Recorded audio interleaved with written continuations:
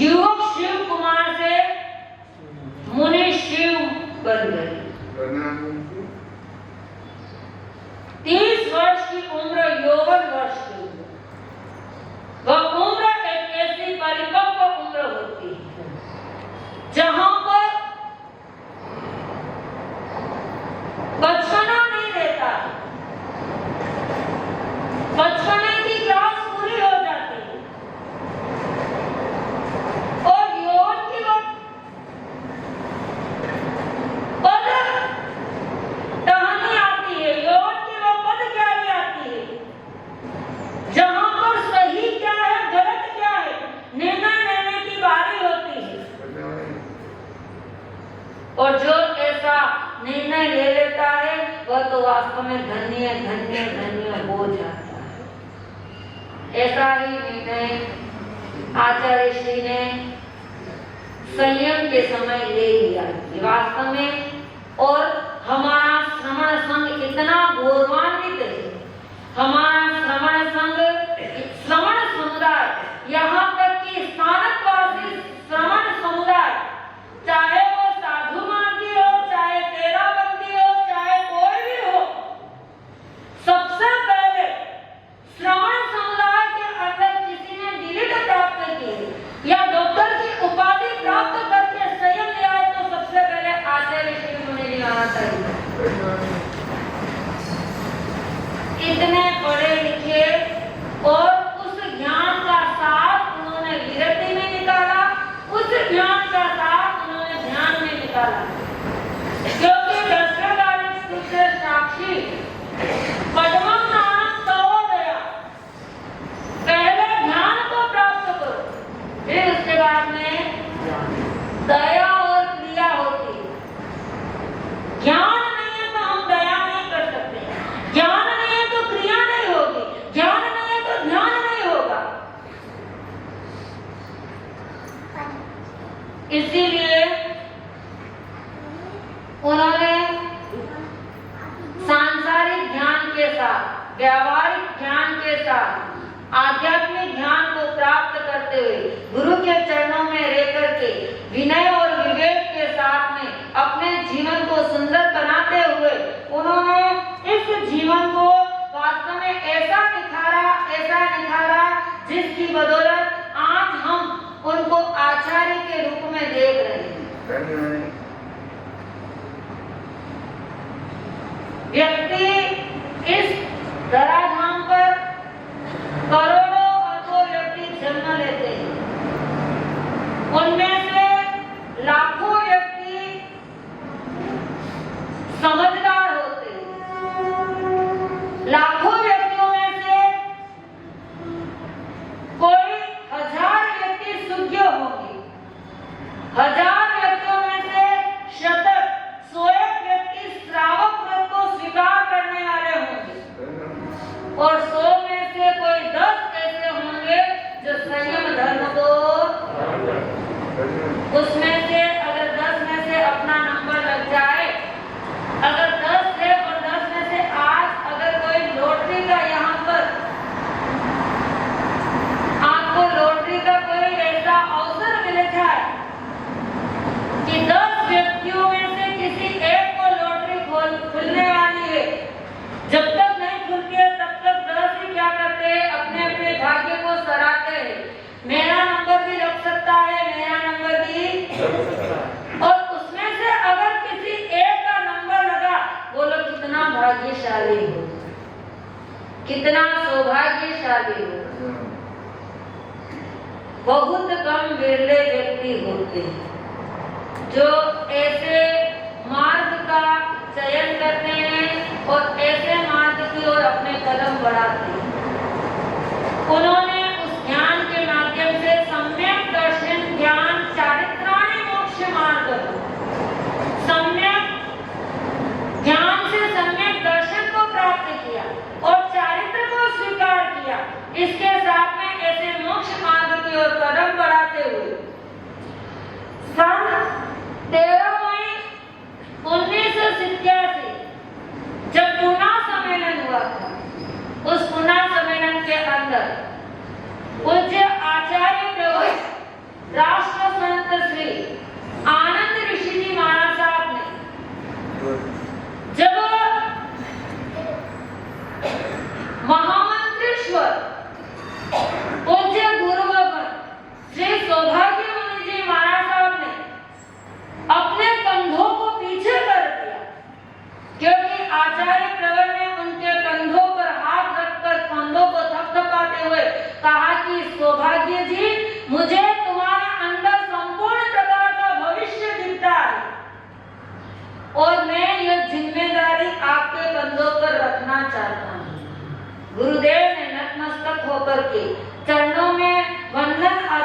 करते हुए कहा, गुरु भगवान, आचार्य भगवान, आप इतनी बड़ी जिम्मेदारी मेरे कंधों पर मत सौंपिए। मेरे से बहुत से ऐसे मुनिवृंद हैं जो योग्य है, सुयोग्य है। जब उन्होंने स्वीकार नहीं किया तब वह जिम्मेदारी शिव मुनि जी महाराज साहब के कंधों पर रखी और युवाचार्य पद की घोषणा। तब से देखिए आज दिन तक 87 के अंदर युवाचार्य पद प्राप्त किया, तभी से आप अपने एकांत तप के अंदर तल्लीन हो गए। और मुझे लगता है आज उनको 38-39वां वर्ष तक चल रहा, क्योंकि 87 की बात है और आज 2025 है, 38 हो गए। 87 में युवाचार्य पद प्राप्त हुआ, तब से उनको एकांत तप में लगे। और 9 जून 1999 में महान आचार्य प्रवर देवेंद्र मुनि जी महाराज साहब की रिक्तता को पूर्ण करते हुए इनको क्या हुआ, इनका आचार्य चतर महोत्सव हुआ। आचार्य पद पर पधारे थे।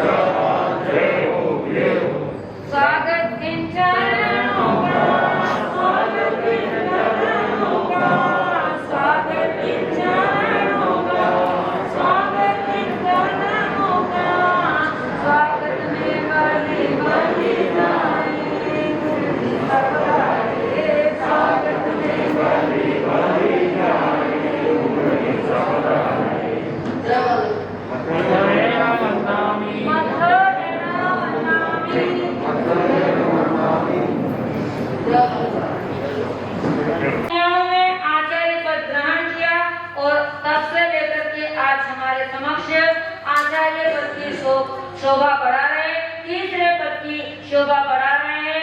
ऐसे आचार्य प्रवर आपने अच्छी तरह से दर्शन किए हैं और कर ही रहे हैं, और हमने भी उनका सानिध्य प्राप्त किया। वास्तव में इतनी बड़ी दीर्घ आयु में भी अपने जीवन को किस तरह से स्वस्थ मस्त रखते हुए संत समाज की सेवा कर रहे, स्वयं का कार्य कर रहे। सबसे बड़ी विशेषता उनकी ध्यान साधना है। और कहा भी है मैंने पहले, उन्होंने ध्यान प्राप्त किया, ज्ञान से उनका फल विरक्ति की ओर बढ़ा और विरक्ति के साथ साथ ध्यान साधना की ओर उनकी क्या हुई, खोज हुई। उनकी सबसे पहली अभिप्सा यही थी, जीवन क्या है। दूसरी अभिप्सा थी, आत्मा क्या है। उस आत्मा की खोज में आज तक उन्होंने अपने ध्यान साधना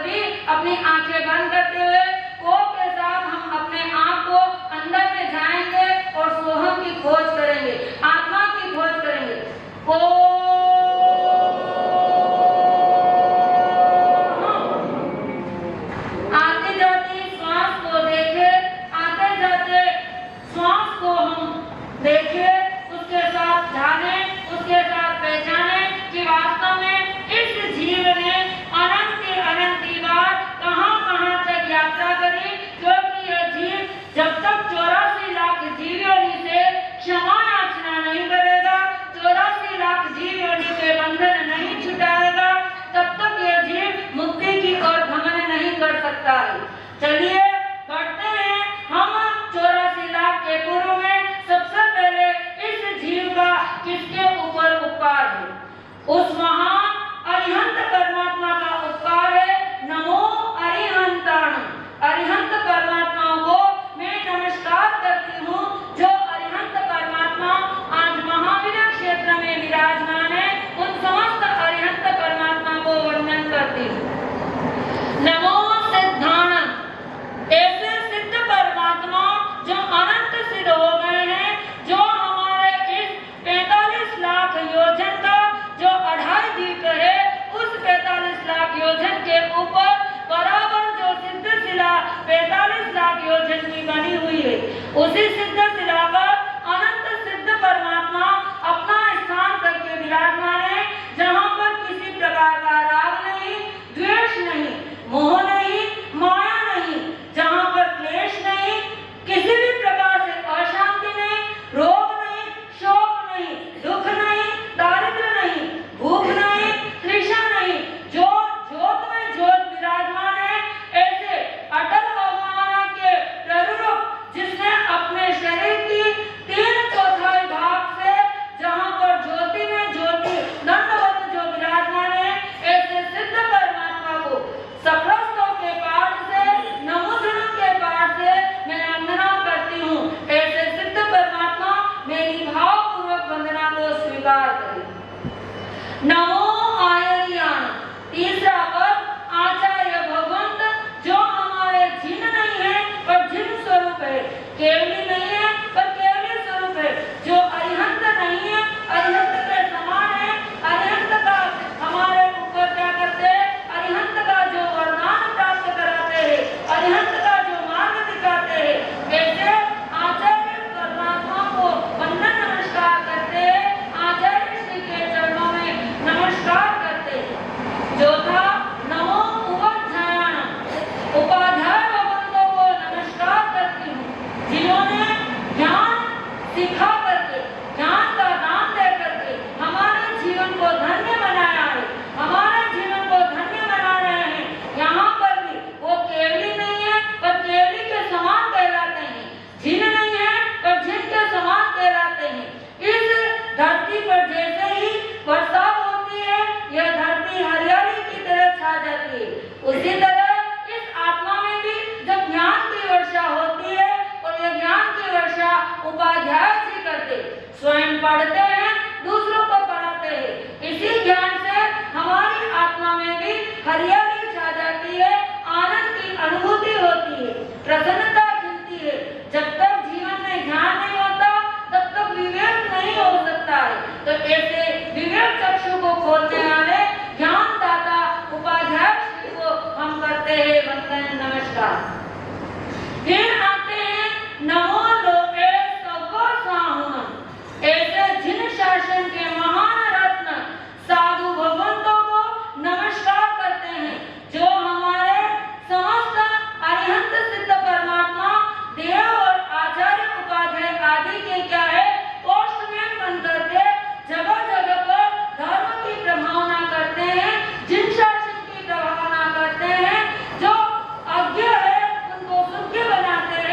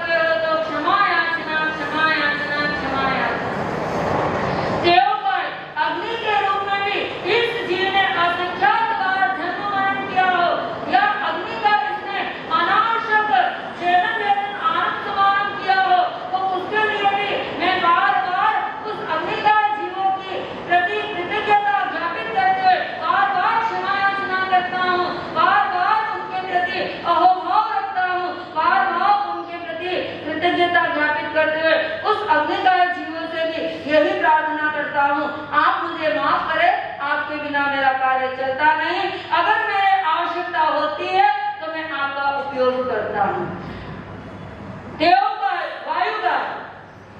वायुगाय के प्रति तो हम वायुगाय से बच नहीं सकते हैं।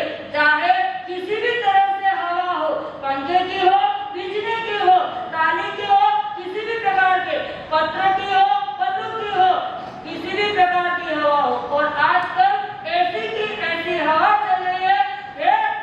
वायुगाय जीव, आप मुझे क्षमा करें, आप मुझे माफ करें। मैंने आपका बहुत प्रकार से छेदन वेदन बिना उपयोग से अनावश्यक रूप से आपको मैंने तड़पाया है, खिलाना होते है तो बारंबार क्षमा याचना करता हूँ। और आपके बिना मेरा श्वास चलता नहीं है। आती जाती श्वास में वायुगाय हमारे लिए क्या होता है, उपयोगी सिद्ध होता है, उसके लिए तो मैं कुछ नहीं कर सकता हूँ। पर अनावश्यक रूप से आपका क्या नहीं करूँगा, दुरुपयोग नहीं करूँगा।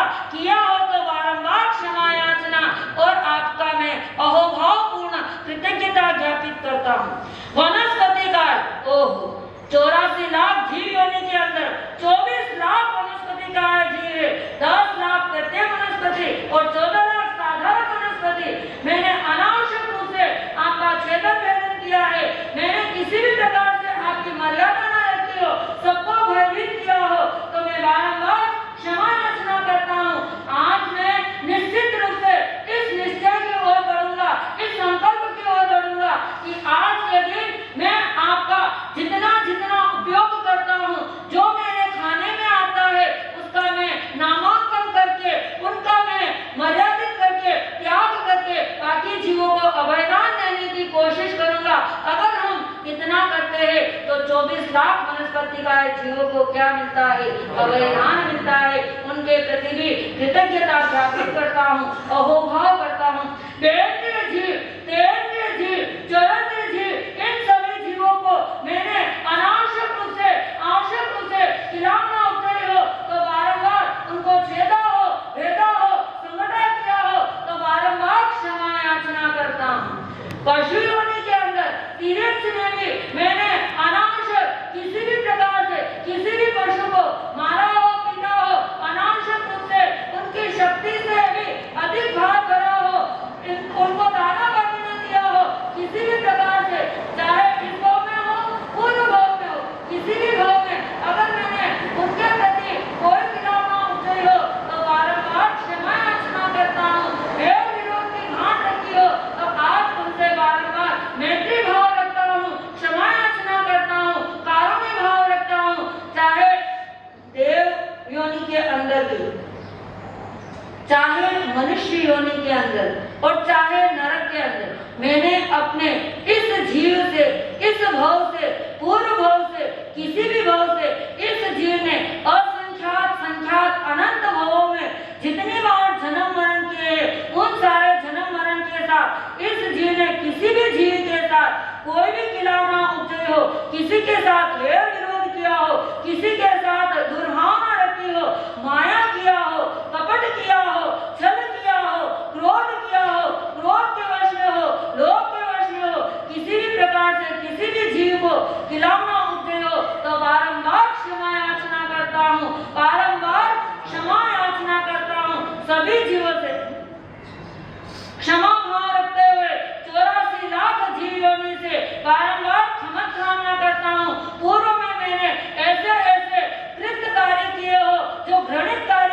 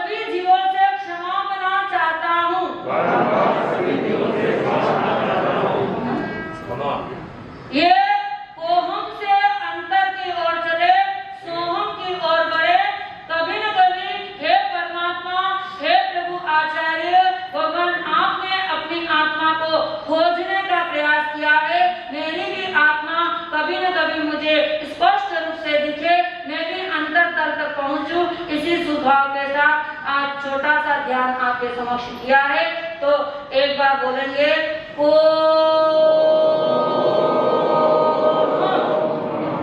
मैं कौन हूँ? सो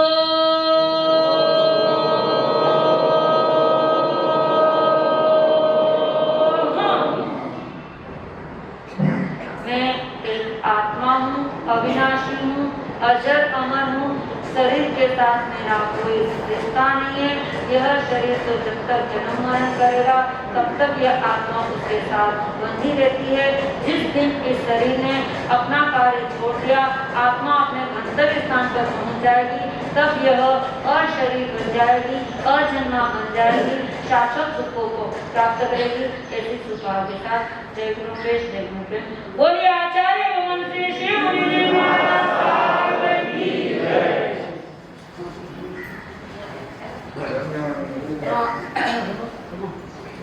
आज जो 84वां जन्मोत्सव पूज्य आचार्य देव का हमारे सामने उपस्थित हुआ है। तिथि से पूरा संसार मना रहा है, तारीख से, तो हम भी तारीख के साथ जुड़ना ही पड़ेगा, क्योंकि आचार्य है और श्रवण संघ के चतुर्थ पटधर है। इनकी विशेषता ध्यान पर ज्यादा है, इसलिए हमें भी ध्यान करना है। ध्यान कैसा? पहले ध्यान करने का ज्ञान सीखना है। आया तो कहाँ से आया, कहाँ जाएगा, कब अंत होगा, ये तो हम चिंतन नहीं करते हैं और सीधा कहते हैं कि वो मने दुख दे। दुखस्य सुखस्य को दातारः, दुख और सुख कौन देता है? ये तो अभी ये तो ढूंढा ही नहीं। तो आत्मज्ञान ही खाली पहला लक्षण है, इतने 4 लक्षण है, लेकिन पहले लक्षण में ही अपन अटक रहे हैं, चौथे में कैसे जाए? दुखी होना और अपने आप को दुखी मान लेना। दूसरा है दुख मुझे वो देता है, दुख का दोषी दूसरे को ठहराना, दुख का कारण दूसरे को मानना। पर धर्म ध्यान ये सब कुछ नहीं करता है। धर्म ध्यान तो सीधा अपने आत्मचिंतन करता है कि ये सुख और दुख दोनों ही मेरे पूर्व में किए हुए शुभ अशुभ कर्मों का दुख का यानी दुख का नहीं, सुख कहाँ से प्रारंभ होता है, कैसे मिलता है? अगर शुभ कार्य किया है तो पुण्य बंद होगा और पुण्य का फल क्या मिलेगा? सुख। अगर अशुभ कार्य किया है मन वचन और काय क्रिया से, तो अशुभ कार्य का पाप उदय में आएगा और पाप का फल दुख। ऐसा अगर आत्मा जान ले कि मैंने किए हुए मेरे ही किए हुए शुभ अशुभ कर्मों का फल आज मुझे मिल रहा है, चाहे सुख के रूप में मिले चाहे, अगर ये खोज जो करता है वो धर्म ध्यान। जैसे आत्मा कितनी आपके मैं आत्मा हूँ, मैं आत्मा हूँ, मैं आत्मा हूँ, तो चिल्लाते काहे को? कितनी आत्मा है? तो कौन सी आत्मा है आप? अभी आत्मा का विषय नहीं जानते, पहले चिल्लाते जोर जोर से मैं आत्मा हूँ, मैं आत्मा हूँ, मैं आत्मा हूँ। अरे कौन सी आत्मा है अभी बताओ? जैसे द्रव्य से कोई नहीं, सबकी है द्रव्य आत्मा, लेकिन वो थोड़ी आपकी आत्मा बन सकती है। द्रव्य आत्मा, कषाय आत्मा, योग आत्मा, उपयोग आत्मा, ज्ञान आत्मा, दर्शन आत्मा, चारित्र आत्मा और वीर्य आत्मा। इनमें आपको जानना होगा सारी आत्माओं के विषय में। और आप ध्यान करते हैं, आंखें खोलने से या बंद करने से कोई फर्क नहीं पड़ता है, चाहे आंखें खोलूं चाहे बंद करूं। लेकिन हमारे जैन धर्म शास्त्रों में लिखा है कि आंखें बंद नहीं होनी चाहिए। ज्ञान के जो आगार हैं उनमें 4 विकल्प। अगर आंखें बंद कर देंगे तो कोई भी होगा तो उसका हमें कोई ध्यान नहीं रहेगा, लेकिन आंखें खुली और कहाँ होनी चाहिए? नाक के अग्रभाग पर अपनी दृष्टि होनी चाहिए। आप जितनी देर तक नाक के अग्रभाग को देखते हैं वही आपका ध्यान है, और नाक ही सब कुछ है। और आपका नाक में कुछ नहीं है, लेकिन नाक के ऊपर आपकी दृष्टि होनी चाहिए। और इधर जैसे ही आप रखते तो ऊपर रखना अपना दायां हाथ, नीचे रखना बायां हाथ ड्यूटी के ऊपर, लेकिन स्पर्श नहीं होना चाहिए।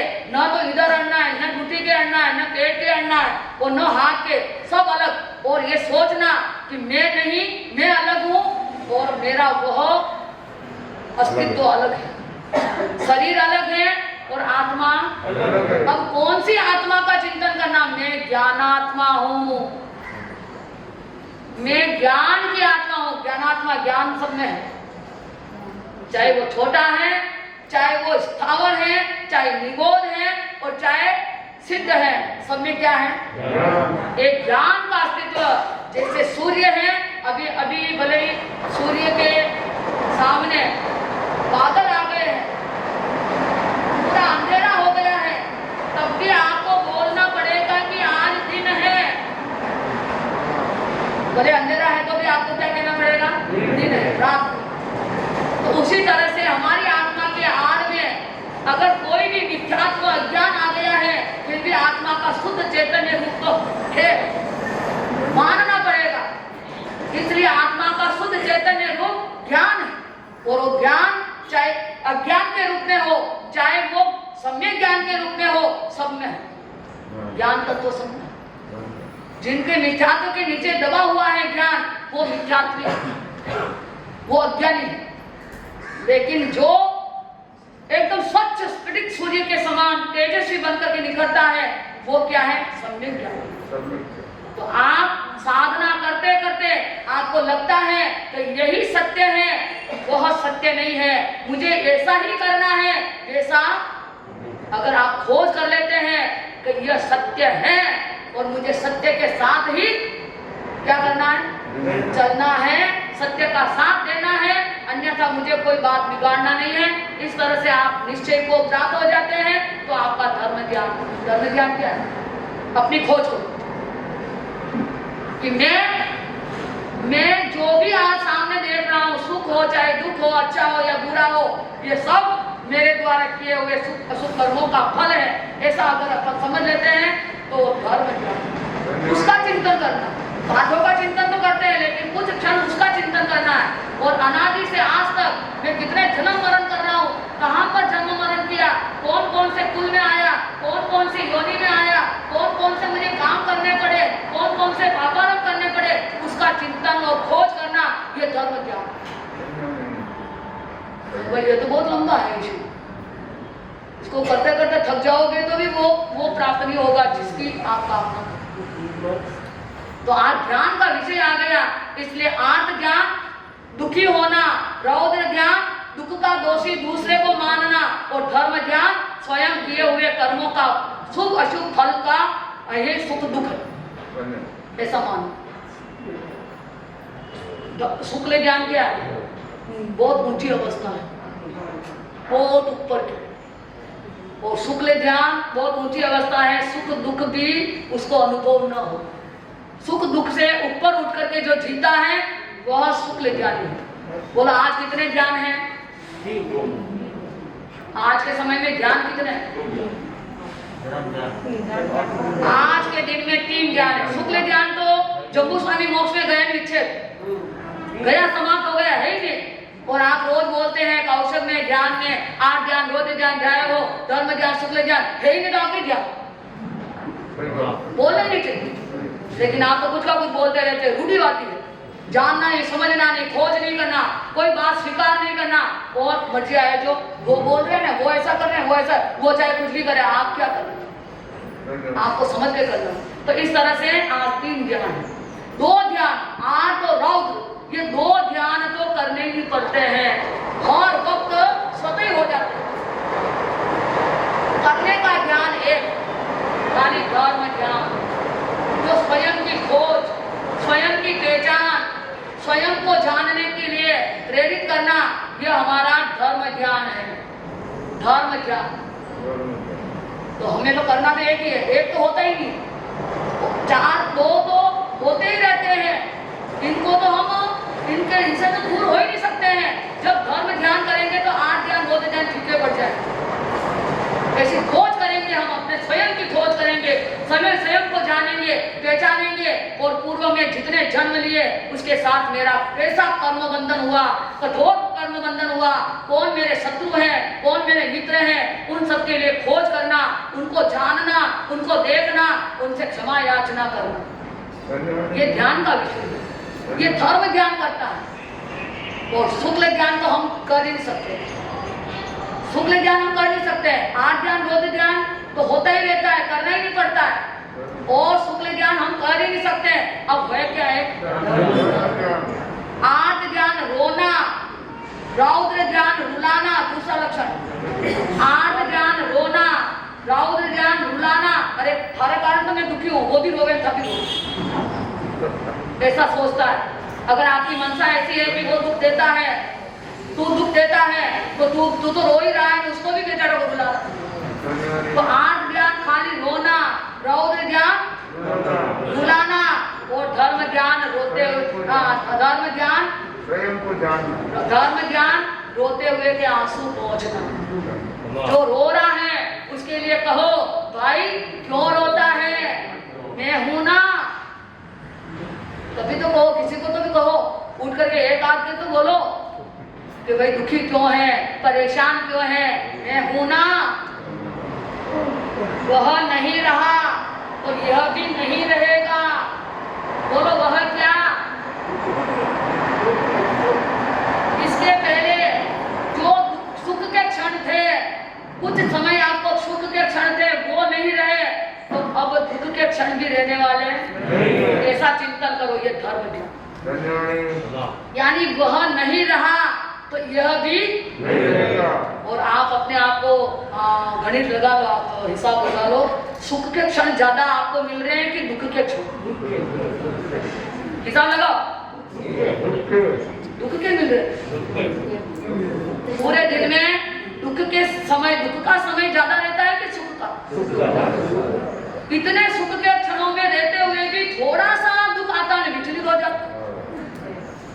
तो आपको चिंतन करना है, वह नहीं रहा तो यह भी नहीं रहेगा। हे आत्मा, इतना दुखी क्यों होता है? यह है धर्म। और शुक्ल ज्ञान, रोने ही नहीं देना, ऐसे कार्य में लगना कि किसी को रोना ही नहीं आए, वो आपको देख करके प्रसन्न हो जाए, आपको देख करके खुश हो जाए, बस उसकी प्रसन्नता आपके साथ बढ़ जाए। ये शुक्ल ज्ञान। तो कहने का अर्थ आप जान लिया है। आज ध्यान का विषय है, क्योंकि हमारे आचार्य देव जो वर्तमान में कहाँ है?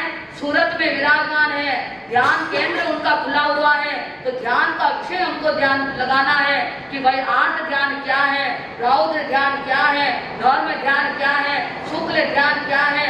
बड़ी ऊंची अवस्था में तो हम पहुंच ही नहीं सकते हैं, लेकिन जहाँ तक हमारी पहुंच है वहाँ तक तो हम क्या करें? स्वयं की खोज करें, स्वयं की पहचान करें, और जितने भी हमारे भाव हुए हैं उनमें जो जो भी कार्य हमको करना पड़ा, स्ववश, परवश या उभयवश जो भी करना पड़ा, उसके लिए मैं खुद जिम्मेदार हूँ। भगवान मुझे माफ कर देवे, माफ कर देवे, और मेरे सारे पाप साफ कर देवे। ऐसा है। तो ध्यान का विषय है। आचार्य वो ऊपर, नमो अरिहंतानम, नमो सिद्धानम, वो ऊपर, और दो बीच में कौन विराजमान है? आचार्य विराजमान है। ऊपर वाले 2 पदों की आराधना करते हैं, और नीचे वाले को सब कुछ उनका जो सीखा हुआ है सब दे देते हैं। तुम अब फैलाओ, मैं तुम तक पहुंचाता हूँ और तुम सब तक पहुंचाओ। आचार्य कहते हैं कि मैंने उनसे उनकी आराधना का फल मैंने प्राप्त किया है, उसका रस तुम्हें देता हूँ, और तुम सबको। जैसे आचार्य, उपाध्याय और साधु गांव गांव, घर घर, नगर नगर जाकर के क्या करते हैं? और आचार्य का वर्ण कौन सा है? बोलो ना, पीला। और पीला परिपक्व का प्रमाण है, पीला परिपक्व का चिन्ह है। जैसे साधना में जो परिपक्व हो जाता है वही पीले वर्ण की ओर बढ़ता है। जब केरी जानते हैं, केरी जब पहले पहले केरी लगती है तो कौन सा वर्ण होता है? हरा। जब वो परिपक्व हो जाती तो उसमें रस आ गया। तो इतना साधना का रस किसको प्राप्त हो जाना चाहिए? ज्ञान, ध्यान, तपस्या, स्वाध्याय, संवाद, सेवा आदि का रस आचार्य को प्राप्त हो जाता है। फिर आचार्य उस रस को उपाध्याय और साधु तक पहुंचा, और यह कह करके कि तुम अब सब तक पहुंचाना, मैं सब तक नहीं पहुंच सकता हूँ, तुम सब तक पहुंच सकते। बोलो साधु साधु कहाँ कहाँ पहुंच सकते? सब जगह पहुंच सकते। आचार्य का पहुंचना बड़ा कठिन है। इसलिए आचार्य तो साधु साधियों को हर बात पहुंचाते हैं और साधु साध्वी हर बात को कि हमारे आचार्य देव ने ये कहा, ऐसा है वैसा। तो आप ऐसे आचार्य की आप कल्पना करें। और आचार्य 36 गुणों के धारक होते हैं। 5 महाव्रत कौन से आपको ध्यान देना है, चिंतन करना है, ध्यान का विषय महाव्रतों के साथ जुड़ना है। 5 आचार पाले। वो आचार कितने हैं? आपके घर में कितने आचार है? और आप तो कहीं बोलो अचार नहीं, आचार। और आपके घर में तो खावा के लिए घणो आचार, सब्जी नहीं अच्छी लगे तो आचार, वो आपको वो साथ देता है। उसी तरह से हमारे जैन धर्म में भी आपके तो नरे आचार है, मगे तो 5। और वो 5 आचार कब हमारी मदद करते हैं, कब हमारी सहायता करते हैं, कब हमें हमारा आत्मरंजन करते हैं। जब हमारे को कोई तकलीफ आ जाती है, तपस्या में, ध्यान में, सेवा में, स्वाध्याय में, विहार में, तो ये आचार हमारा क्या करते सहयोग। जैसे ज्ञानाचार, दर्शनाचार, चारित्राचार, तत्वाचार, वीर्याचार। वीर्य का मतलब शक्ति मिलती है अंत में। ज्ञान, दर्शन, चारित्र, तप। ज्ञान में समझदारी होना चाहिए। ज्ञान है, समझदारी नहीं है तो आपका ज्ञान अज्ञान। आज तो ज्ञान तो खूब है, शिक्षा बहुत है, पर समझदारी वो ज्ञान नहीं है। क्या है? अज्ञान। जो अपने लिए नहीं समझता है, बहुत सारा सीख लेता है, फिर भी स्वयं की खोज नहीं करता है, उसके लिए ज्ञान ही अज्ञान। ज्ञान में क्या होना? समझदारी। दर्शन में ईमानदारी। आपका दर्शन मिथ्या नहीं होना चाहिए, सम्यक तो होना चाहिए।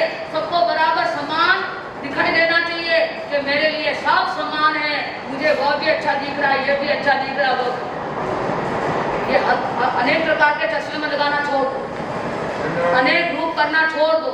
ये दर्शनाचार यानी दर्शन में ईमानदारी। बेईमानी नहीं चलती है। और दर्शन बेईमानी से दर्शन नहीं शुद्ध नहीं होता है। और चारित्र में जिम्मेदारी, अपना कर्तव्य समझ करके चारित्र धर्म की क्या करना, आराधना करना। और तप में बहादुरी। तप में क्या? मैं कर सकता हूँ, मैं बहादुर हूँ, वीर हूँ, निर्भीक हूँ। और वो हर प्रकार की क्या कर सकता है? तपस्या कर सकता है। तो इस तरह से आपने जान लिया है।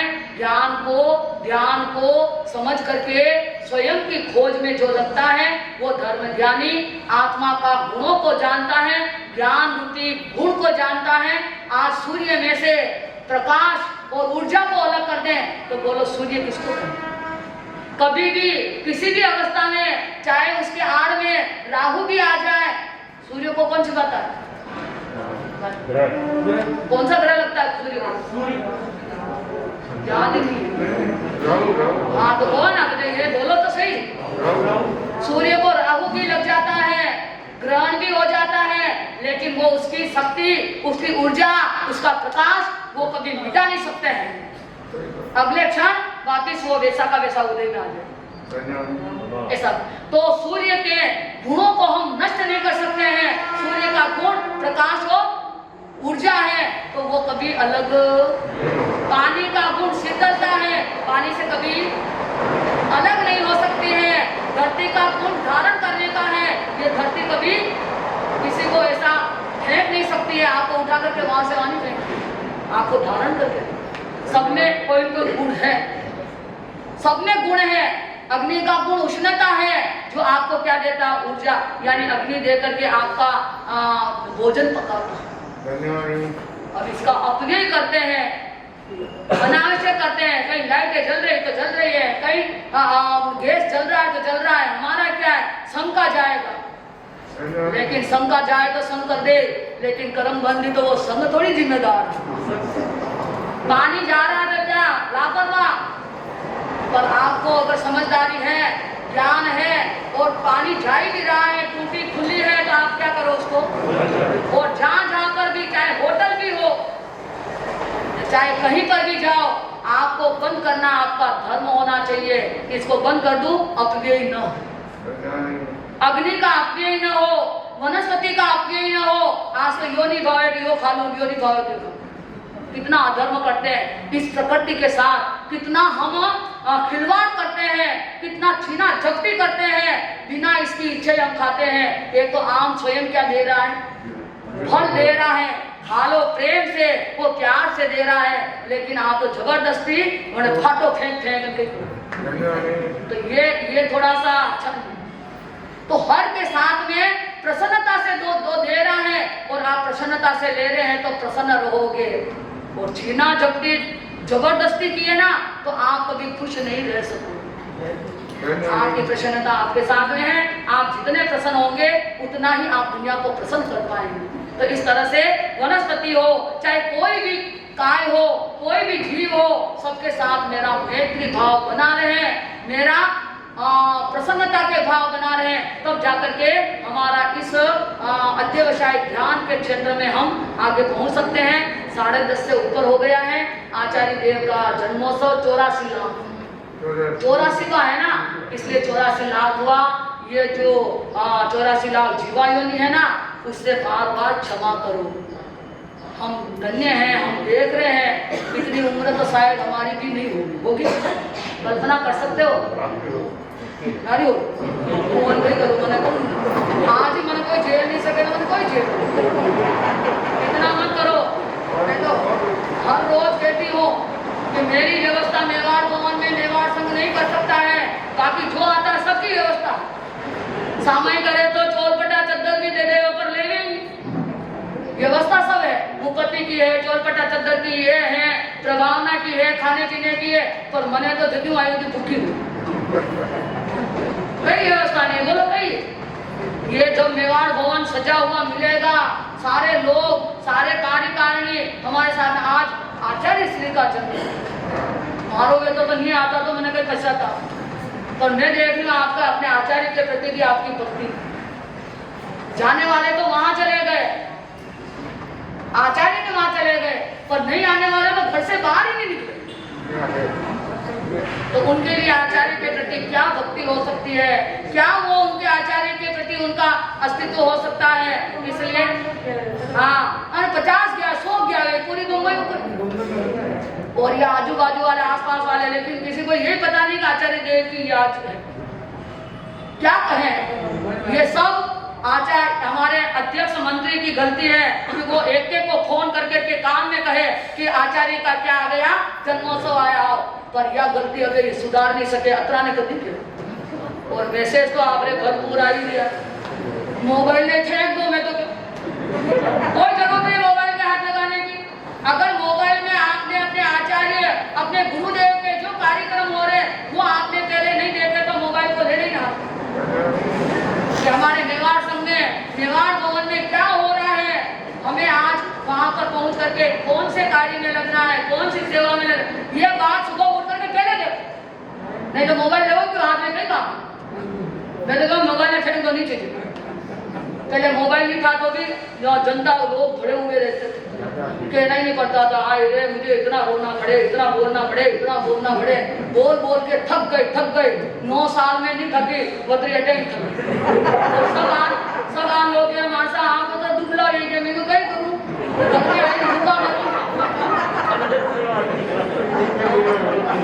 सब कह रहे थे यही है।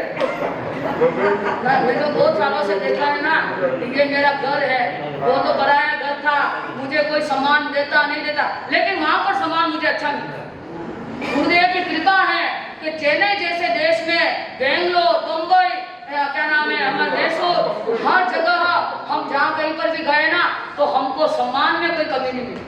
कह दिया कि ये तुम्हारे साथ बिल्कुल होगा, 60 में से यानी 100 में से 100 नहीं, 90 नहीं तो 60 तो है, लेकिन यहाँ पर 100 में से 30 ही नहीं, तो फिर क्या करें। तो इस तरह से मैं तो कहती हूँ आप अपने धर्म के प्रति, अपने आचार्य के प्रति, अपने धर्म गुरु के प्रति आपकी पूर्ण श्रद्धा भक्ति होनी चाहिए। कहने की कोई जरूरत नहीं है, आपको स्वयं को जगना है और यहाँ तक पहुँचना है। और अगर मेवाड़ भवन में आने हरकतें करियो ना तो ये मेवाड़ भवन की कीमत ही कम हो जाए। कोई गुरुदेव ने जो आपको समय दिया सेवा का जो आपको अवसर दिया है उसमें आप आंखें बंद करके बैठे हो। देख लो, कल कोई आए ही नहीं थे और आज भी कोई नहीं है। बहुत धन्यवाद है। चातुर्मास तो बंबई में होंगे ही। तो आचार्य ये भी जो युवाचार्य बनाया था उसी दिन से उन्होंने एकांतर तक शुरू किया और तब से अब तक कितने वर्ष हो गए, 87 से आप देख लो कितने वर्षों से उनके एकांतर, एक दिन उपास एक दिन पारणा, कितनी तपस्या चल रही है। और पारणा भी रोज कोर्सी के साथ, कभी भी पारणा नौकाशी का नहीं, कोर्सी। तो आप देखिए इतना बड़े लंबे समय तक वो आचार्य पद पर है, वो तपस्या के साथ है, ध्यान के साथ है, स्वाध्याय के साथ है।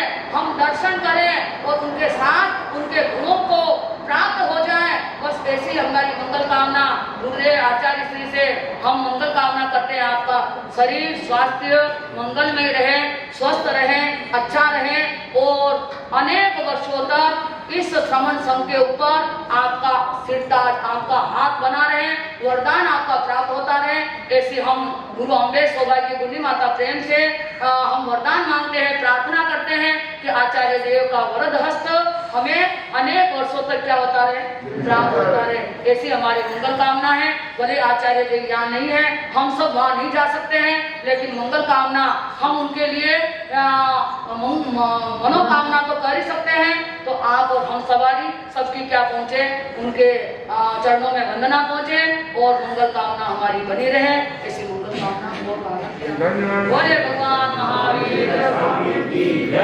चतुर्थ ध्यान योगी डॉक्टर चतुर्थ ध्यान योगी डॉक्टर श्री मुनि जी महाराज।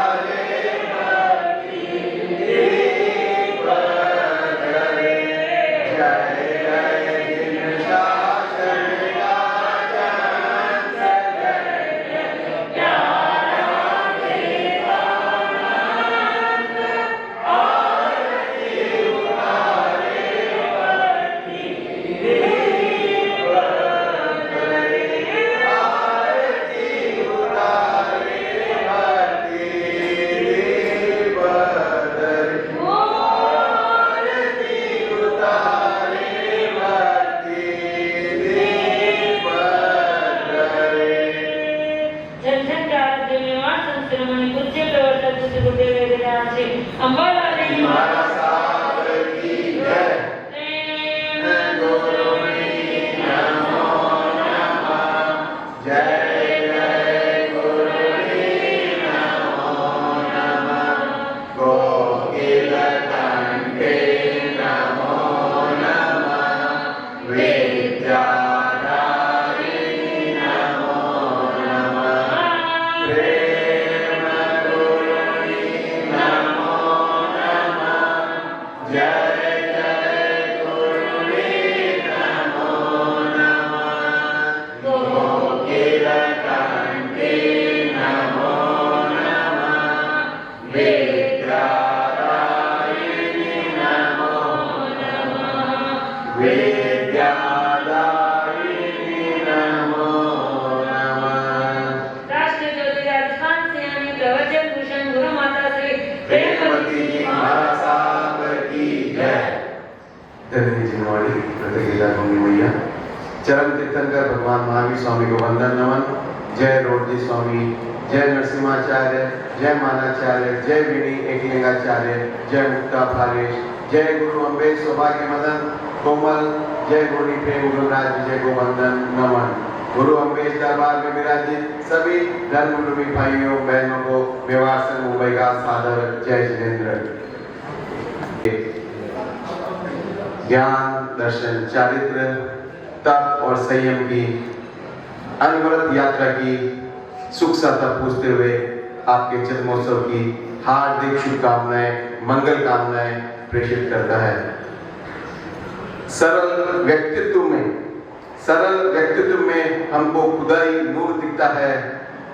मधुर वाणी अगर सुन ले तो सुकून भरपूर मिलता है। मधुर वाणी अगर सुन ले तो सुकून भरपूर मिलता है। फरिश्ते हमने सुना था कभी बात सच निकली। हम तो आप में भगवान का दूत दिखता है। हम तो आप में भगवान का दूत दिखता है। ऐसे सरल हृदय ध्यान योगी चतुर पट्टधर आचार्य डॉक्टर शिव मुनि जी महाराज साहब के जन्मोत्सव पर मेवाड़ से पुनः आपके उत्तम स्वास्थ्य की मंगल कामना करता है और आप दीर्घायु हो शतायु हो यही भावना भाता है। जैसा आपने सारा सुन लिया वर्णन हमारे पूज्य प्रज्ञा जी महाराज साहब से और गुणी मैया विजयलता जी महाराज साहब ने बहुत ही अच्छी तरीके से हमारे को आज डॉक्टर शिव मुनि के बारे में बताया, उनके व्यक्तित्व के बारे में बताया। शायद आज कुछ चीजें हमें उनके बारे में अच्छी जानने की मिली कि उनको डॉक्टर की उपाधि क्यों दी गई और क्यों उन्होंने विदेश यात्राएं की और फिर उन्होंने क्यों संयम लिया। और भी कुछ बहुत बातें होंगी परंतु आज संक्षिप्त में उन्होंने गागर में सागर भरने वाली बातें कही हैं। भूली मैया आपकी बहुत बहुत कृतज्ञता। सभी का धन्यवाद। फतेहनगर में शोभतो तीरथ पावन धाम। श्री अम्बेश गुरुवर ने नित उठ करू प्रणाम।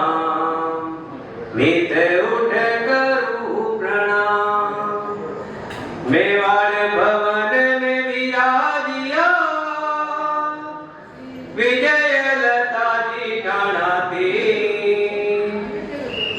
जन्मोत्सव शिवाचार्य जी का मना रहे यार। शिवाचार्य जी सुनियो जी एक सवाल दीवाने का। अगर समझ में आ जाए इन भक्तों को समझाने का। हमने अपना नियम निभाया गुरु दर्शन को आने का। गुरुवर का क्या फर्ज नहीं भक्तों के घर आने का।